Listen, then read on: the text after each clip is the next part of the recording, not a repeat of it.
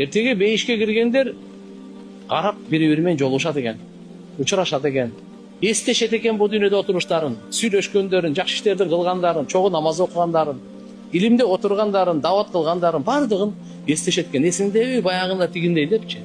Бир арасынан анча-мынчаларын таппай калат экен. Баягы тупсак биз менен кээде келип кетип жүрөт, жок кой деп. Таппай калат. Ошонусу жаман. Кийин тозокуларды Алла Таала көрсөткөн. Эми кандай көрөт Алла Таала өзү билет. Бирок бейиштиктер дозокуларды көрүп туруп, ошо дозокуларды тааныгандарын айтат экен. Ма салакакум фи сакар. Сакар деген дозоктун бир түрү бар. Дозоктун 7 түрү бар. Канча экен? Бирөөсүнүн аты сакар. Силер кайсы нерсе силерди дозокко салып койду деп дозокулардан сурайт экен да. Эмне себептен силер дозокко түшүп калдыңар? Эмне түрттү силерди дозокко дегенде калу лам наку минал мусаллин.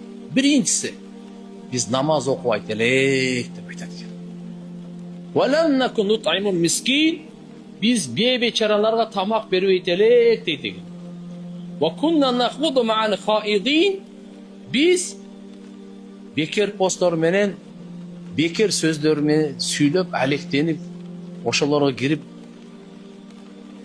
болбогон бир саясат, болбогон бирөөнүн айыбы, бирөөнү дагы бир сындоо, каралоо, дүйнөнү мактап, капкаякта анекдот жомоктор менен бирибизди шылдыңдап, ушундай сөз менен биз алектене беребиз.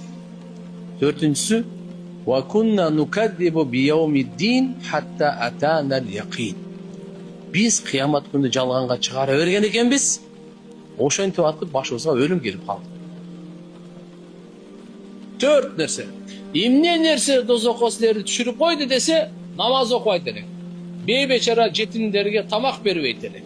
Бекер сөз менен алек болот элек. Кыямат күнү жалганга чыгарат элек. Башыбызга өлүм келгенге чейин ушу менен гана биз занят болдук дейт да.